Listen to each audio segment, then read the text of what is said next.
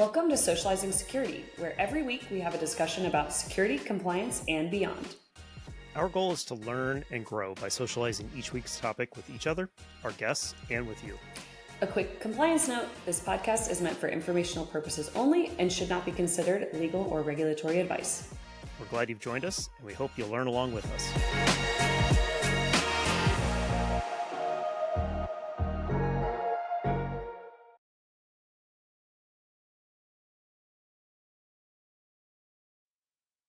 Greetings, everyone, and welcome back to another episode of Socializing Security. Milou, how are things going for you?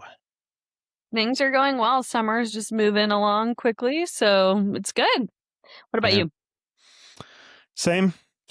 Continue to watch World Cup. I think we talked about last week, and I don't think either of us have any teams that we're really necessarily rooting for at this point as we get to the quarters and semifinals. But yeah, it's true. Mexico and U.S. both out now, so yeah. Yeah, it was quite the 1-2 punch in 2 days for me, but at least one of the matches was exciting. Yeah.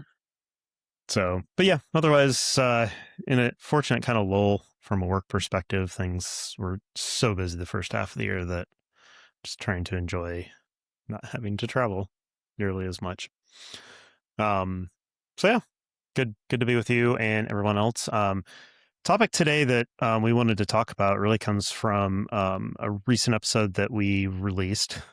Funny enough, I think we both somewhat forgotten about the topic just because we recorded it back at RSA. Is tabletop exercises. Have definitely heard some good things people had about that one, and wanted to go a little bit deeper with that. So today we're going to talk less about what a tabletop exercise is, or what types of exercises there are. We'll touch on both of those, but really want to talk about how do you structure one? How, what are the thoughts and processes that need to go into when you say, hey, let's do a tabletop. So to start off with, Milou, do you want to kind of give a quick summary of kind of what a tabletop exercise is? Yeah, for the most part, a tabletop exercise is really a simulation for your team to walk through of a particular event or a type of scenario where you're really going to go through it, meet together, go through your procedure and come out with action items of what went well, what's the team prepared for, what are maybe gaps in your process. So it's really just kind of like a team simulation for a particular event. I think pretty common are incident response, data breach, security incidents. It's a pretty common compliance requirement for a SOC 2 or an ISO 27001 that the company run through at least one of those types of scenarios a year is kind of the minimum standard for most companies from an information security perspective. Yeah, and in those scenarios, simulation to techies like me will oftentimes bring into, hey, we're actually going to create an environment and we're going to release some form of a cyber incident within it.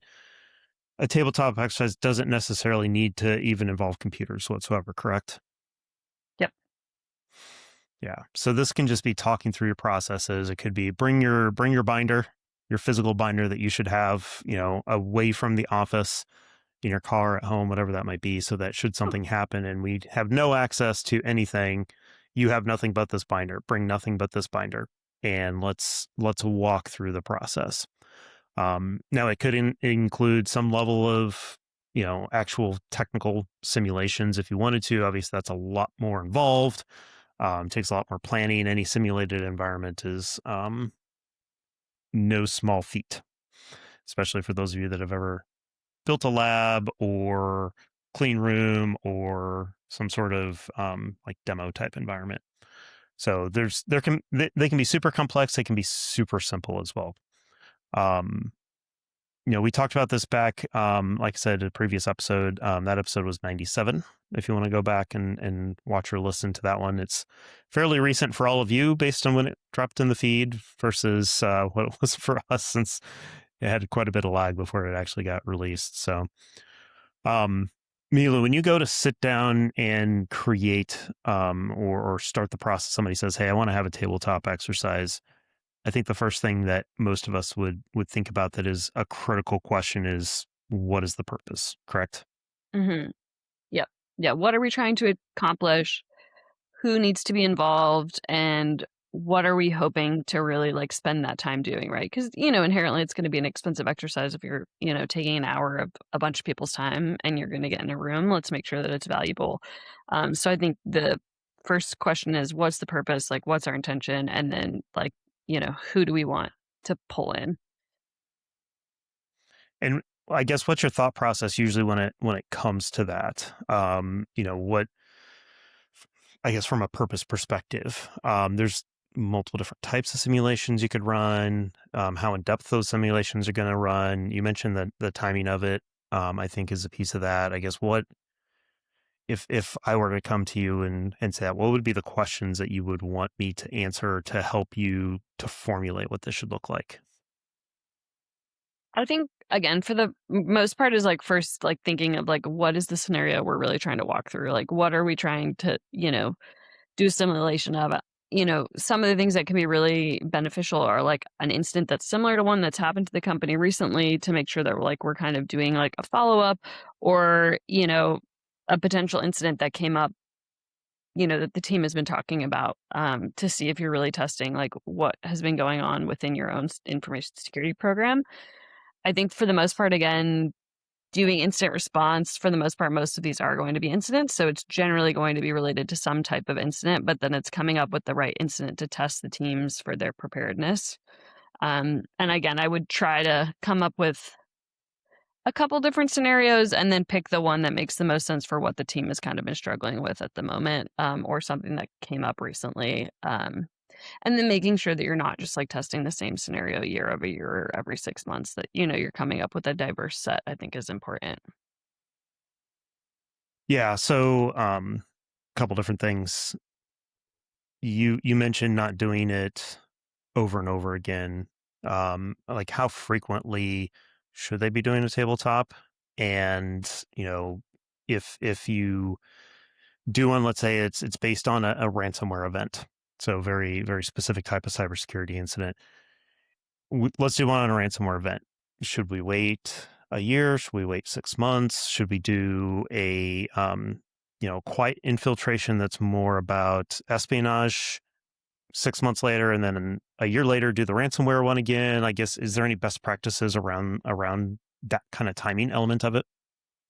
Yeah, I think, again, the minimum requirement is usually like once a year to do these types of tabletop exercises. I would prefer to probably see them done every 6 months, so that you're testing your readiness more often. I think that's probably a more palatable amount, that the team is also just like a little bit more familiar. If there's any changes in any of the personnel or anything like that, I think that gives them ample opportunity to be trained up of the different processes. So I would say ideally every 6 months, minimum would be once a year. And then it's coming up with, if it's going to be something specific within the ransomware category, if you want to test something related 6 months later to make sure that the processes that you came up with, that they still make sense, I think makes a lot of like, would be smart to do it that way. Yeah, and one of the intentions is to improve your responsiveness, improve your processes and procedures and things like that. So at some level, while you may not test the exact same scenario, you still want to test in the way that will still test those same areas. Particularly, and I would assume areas like, hey, 6 months ago we tested a ransomware incident and it highlighted these three things. Let's take these three areas and apply them to an espionage type incident and see how we've improved. Slightly different perspective on it. It's not the exact same scenario, but at least we can focus on making sure that we do better this time around on those three things, right? Yeah, and I think if we're thinking about like intentions overall, I think we touched on this a little bit at a high level. I think we came up with a little bit of a longer list. So like, I think obviously the first intention is to just like test the company's incident response plan to make sure that that's working as intended. Clarify any roles and responsibilities, make sure you have the right people in the room, identify any potential communication gaps for whatever reason. If the main system is down, right, making sure you have like out of band communication ready to go for that team, and that, they have their binder with their emergency information stored so that they can still communicate outside of that if for whatever reason there's a widespread outage. Confirming like how quickly the team is getting notified, seeing if there's anything that's missing, and then again improving the plan after the exercise, I think is a step that's really important that companies miss very often, is like making sure they're going back and closing the loop after the fact of doing kind of like a lessons learned of like what was successful versus not. So from a kind of going back to the timing aspect of things, these are obviously not one and done type events on the grand scale. Mhm. But as an individual tabletop exercise, hey, we're going to test our responsiveness to ransomware.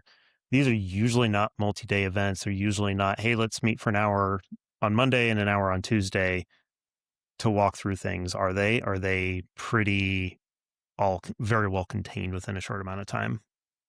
The ones I've been a part of have usually been like a set specific time. Some of them, and again, that's probably like an hour or two to go over the particular scenario. And then again, maybe there's some follow up after the fact, like for 30 minutes afterwards to confirm like what went well. There is something to be said too about not notifying the entire team of when it's going to happen, so that there Yeah. is the element of surprise to making sure that you can actually get the right people in the room without them having advance notice. There are definitely certain scenarios I would recommend testing that too, to just make sure that the team like can also test that communication aspect of like, if they're not aware of it, can they make the time and can they find the time to actually join and participate in the simulation? Yeah. Yeah. Kind of the fire drill effect of you don't know what's going to happen. So you got to be prepared at any moment. And we need to test and see in the heat of the moment while that fire drill is going off. Do you know how to get out of the building the most efficient way? Does the Right. teacher know how to direct you to get out? That type of thing. Okay. So we also touched on kind of the who should be involved, and obviously what you want to test amongst your incident plan.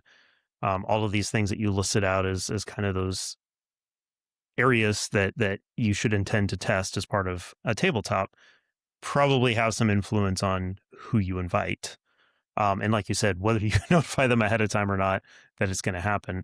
Um, can you maybe talk a little bit about what a C-level type tabletop might look like versus a engineer admin level tabletop might look like?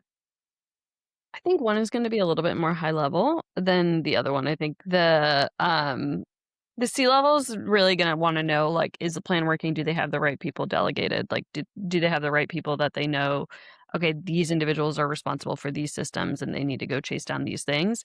I think when you start to get more to like the managerial level, I think those are the people that are actually going to have like probably more worthwhile questions and actually like be a little bit more involved in terms of their curiosity of how they would actually like fix the issue. So I think you'll have a little bit more of a technical conversation if you have more of those individuals involved. Again, as you mentioned, depending on the scenario, it's going to depend like which teams are tagged. In general, it's going to be compliance, potentially legal, engineering, specifically like which team is involved for the particular system that's being affected. IT is usually involved, and then potentially you might have HR and you might have like marketing if there's like a PR potential like public facing announcement that needs to come out of this particular scenario. So those are probably, and then yeah, usually you'll have the CTO involved, the CISO, as well as again, there are certain executives that'll probably be notified. Like the CEO might be like notified after the fact. They might not be in the room during the actual event. Yeah. So obviously there's a lot of testing processes. Through that process of testing those processes, um, you're going to identify gaps. You're going to identify new skill sets needed. You might identify, hey, we need a person dedicated to this role, or we may need a role dedicated to a given person, so that they are the one that we all go to for that kind of thing. Like, who starts the call tree? If we can't rely on our normal communication mechanism, who starts the call tree? And who calls who, and what those communication mechanisms are. Through that process, the whole point of the process becomes that idea of we're going to identify the missing skills, the missing gaps, those types of things. So you talked about, hey, maybe you need 30 minutes afterwards, which is essentially that kind of postmortem. It's the, hey, let's do a readout. Ideally, you've got somebody that's kind of in charge of, I guess, taking the notes through the whole thing, observing the whole process. Anytime somebody says, hey, I think you have a gap here. Can you explain how you would deal with this gap? And that becomes a discussion that maybe identifies, hey, we need to come back to this topic. So that kind of post-mortem approach to the tabletop itself, do you invite the same people? Are there different people involved with that to discuss those things? I assume this is like where the CEO isn't in the room during the tabletop, but they're probably there for the post-mortem because ultimately the buck stops there, that kind of thing. Like, what does that post-mortem piece of things usually look like? I think it's probably a smaller group for those that are actually like involved in terms of like the actual action items that need to come out of it. I do like the intention of having like top management involved so that they can actually push to making sure that those changes are happening and that they're being effective and monitored. You definitely need to have somebody that's going to like quarterback the whole thing and project manage the action items to make sure that something actually happens after the fact. But yeah, it's probably a smaller group. It's probably not the entire crew that was there for the actual original simulation, but it's the folks that are, that identified some of the gaps and are going to be responsible for the actual follow through. And then making sure, again, you have those key stakeholders that are going to make sure that they have time to prioritize it within their existing workloads. Yeah. And of course, that's something that's kind of outside of the tabletop concept itself is the how do you fit improvement, continuous improvement type stuff into your day to day when you're constantly chasing the next fire. I think that's probably beyond the scope of our conversation, but definitely something I think we both have felt the pain of in the past. Um, so I guess anything else on the intentions, the skills, the gaps, the people, the timing? We talked about a lot there. I want to make sure we didn't miss anything important. Again, I think it's just important to just like keep a record of the instance that you guys have tested before so that the team has kind of a baseline of knowing like, okay, we've done these types of things. And then these are the ones we want to do in the next couple months, so that the team is also kind of in agreement of like what's coming next and what's important for the company to continue to prioritize. Okay. That kind of brings me to the next topic I wanted to talk about, which is how real does a scenario need to be?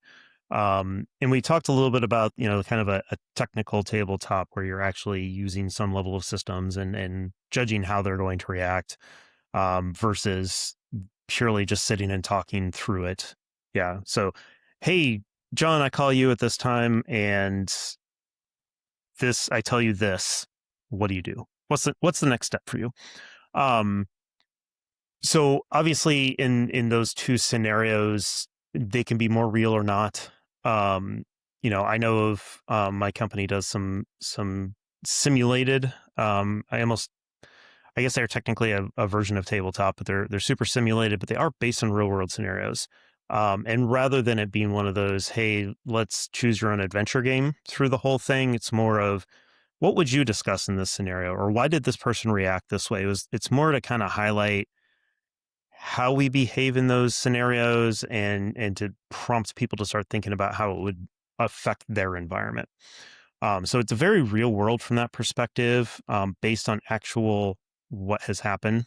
The amount of time that they were down, the barriers that they ran into, the costs of the whole thing, all got highlighted through the process. Obviously, when we run them for our own companies, we want to make sure that we're testing what would happen in the real world, but there's different levels at which that can happen. It could go all the way from, hey, here's the last incident we had. Let's run a tabletop based on that exact same scenario and see how we would do better versus here's something completely whole cloth that, isn't really a real scenario. It is probably nothing that would ever actually happen in the real world, but we want to talk through certain very specific things. And that's going to be how we drive it. So, with your experience doing tabletop exercises, where do you usually fall? How do you decide where to fall on that spectrum?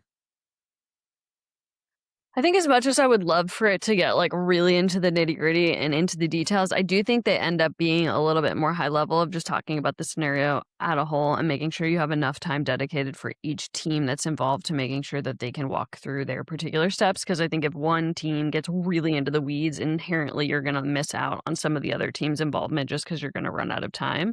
So I do think it's important to be mindful of making sure that every stakeholder in the room knows why they're there and also can speak to what their team is going to do in response to the incident that's being proposed to the team. I think for the most part, there might be certain situations, I think specifically on the engineering side, that might need to get a little bit more technical. And like, I would definitely plan for there to be time to make sure that there's enough conversation about that so that they can really get into why or how they're responding for certain things. Um, but I do think for the most part, they end up being a little bit more high level than maybe I would even want, just because inherently you just have the time constraints to making sure that every stakeholder has the ability to factor in how their team would respond. Yeah, I like that piece on making sure that you've got the right people in the room to know how the team would respond. In my mind, I'm thinking you don't necessarily invite the CIO into the room for a tabletop, but all their direct reports come in there. And it could almost be an exercise in how do you handle the fact that your direct leader isn't there. How do you work horizontally? Like, let's test the importance of working horizontally and only bring in director level people. And they know what each of their individual teams can do. They shouldn't speak for other people's teams, but they can go horizontally to that next person to then go down the org chart to potentially do that thing or figure out that particular puzzle. So there's definitely a lot of different levels that can come into play there, depending on how real you really want it to be. The most real one is to bring everybody into the game all at the same time and have the management chain start passing things up and down as they would see fit. But that's unwieldy because you're essentially taking the entire company out. And maybe that's justified. I mean, especially you end up with a cyber incident that goes really, really poorly. And once things are settled and kind of steady state again, I could see a scenario where you're like, okay, we're going to pull a significant chunk of the organization out of their seats and say, how we've made a bunch of improvements. Let's test how we're going to deal with the next scenario. So not to say it isn't possible, not to say it isn't necessary, but the whole thing comes down to what is your intention? What are you trying to test? What do you really need out of this to improve things? Okay, so you mentioned compliance earlier, being in the room, and obviously that's one that you know better than anybody else around here. So I guess there's kind of two aspects of compliance I want to talk about here, and that's the team itself, the capital C compliance, and then there's the how does this company meet our compliance needs? I think the first or the second one's probably the easier one to tackle. So let's start there. Is how does a tabletop exercise help meet our compliance needs? Going to governmental entities or industry requirements, and where does a tabletop potentially fall short?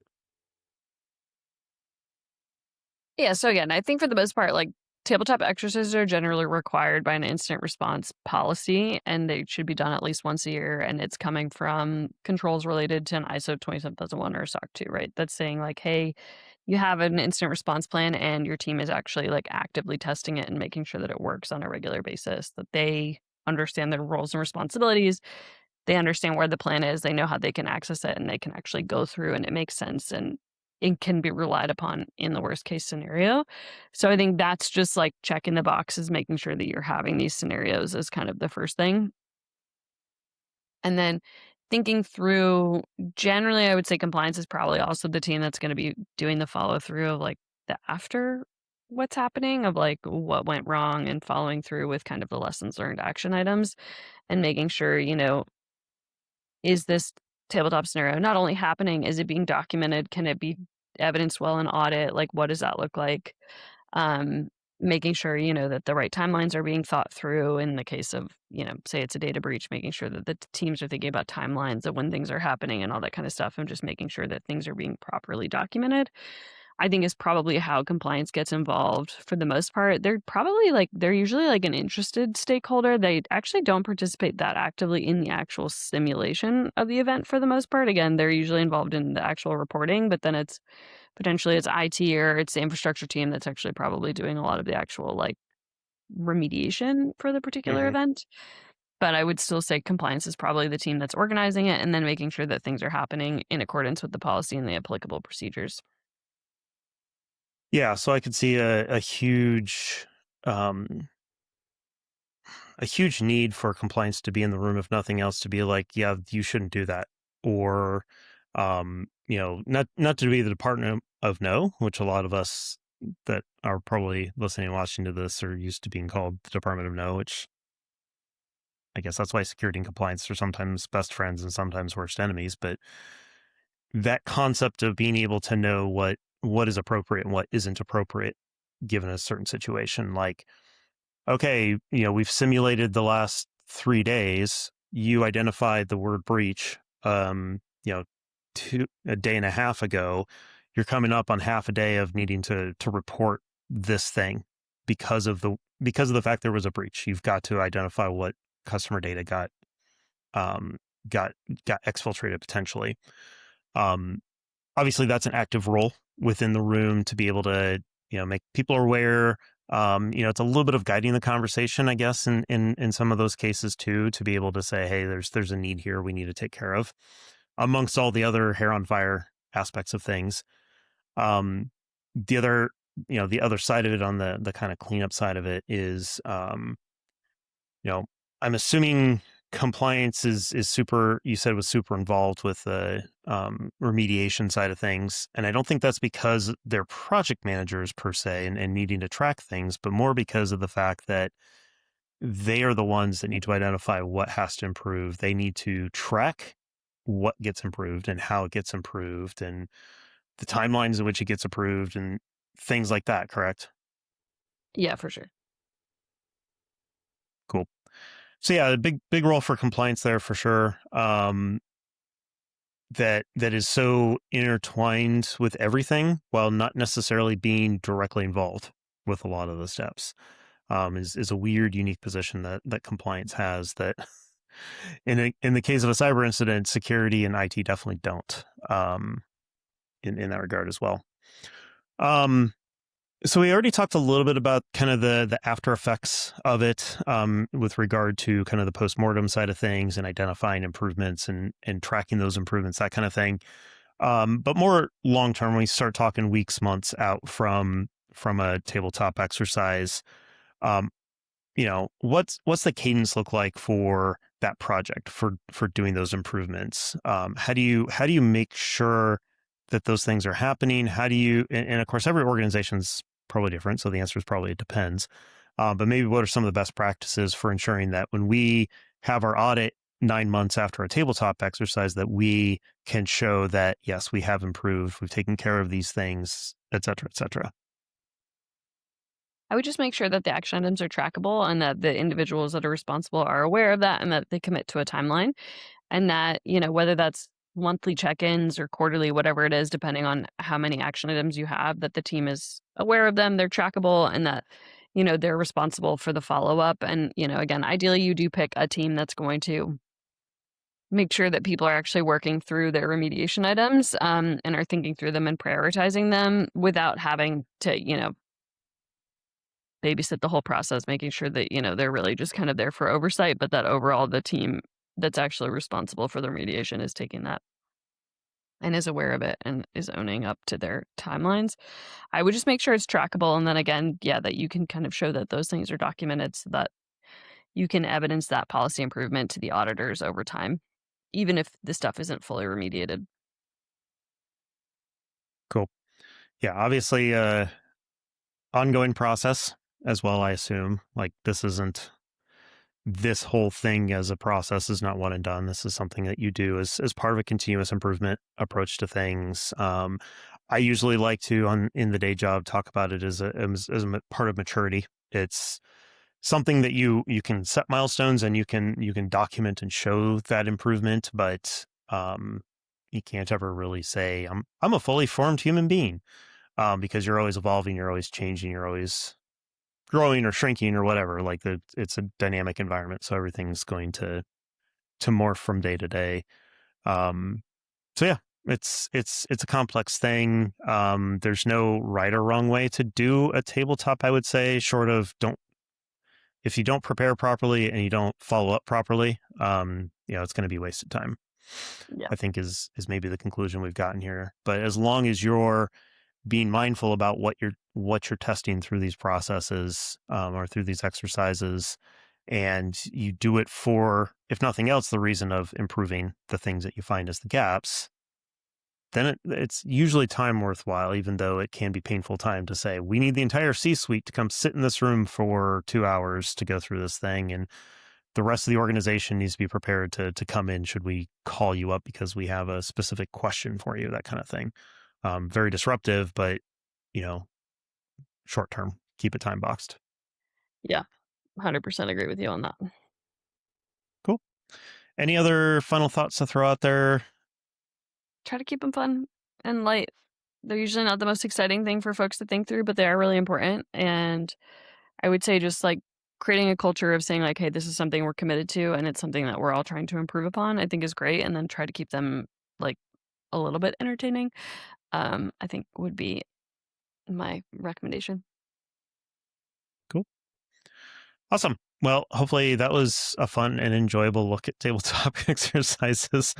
Really, really about the facts and appreciate you sharing your experiences there, Milou. I know you've done a few of those, definitely more than I have. So, appreciate you being the quizzy in this. So with that, we will leave you all with that. Again, if you want to go back and hear about different types of tabletop exercises and some of our previous conversation, that was episode 97. Go back and grab that one. Otherwise, like I said, we love to hear the feedback and work with that to do additional episodes to go a little bit deeper, to hit other topics. So please let us know, info@socializingsecurity.com. We'd love to hear from you on that. Or you can hit us up on LinkedIn, DM either of us or reply to any of the messages that we do on LinkedIn. But other than that, we'll leave you all for the week and hope you have a good one. Take care. Bye, y'all.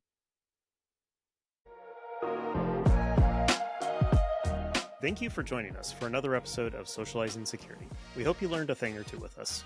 If you'd like to continue socializing with us on this topic or have feedback, we'd love to hear from you on LinkedIn or social media. Just search for Socializing Security. Or you can email us at info@socializingsecurity.com. Until next time, stay social and stay secure.